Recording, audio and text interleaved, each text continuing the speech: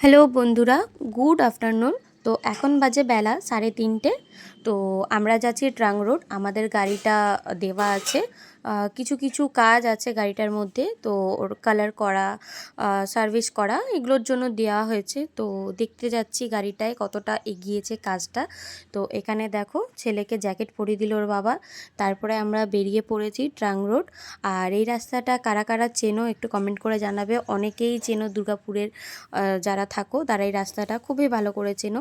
তো এই যে চলে এসেছি, গাড়িটা দেখো এখনও কালার করা হয়নি, পুট্টি করা হয়েছে। তো আমরা গাড়িটা দিয়েছিলাম আরবান কারে।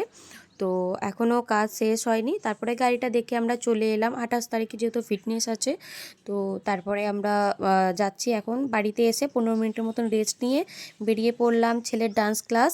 তো ছেলের জন্য জুতো নিয়ে নিলাম, আর ওকে ওর ড্রেসটা পরিয়ে দিলাম ডান্সের।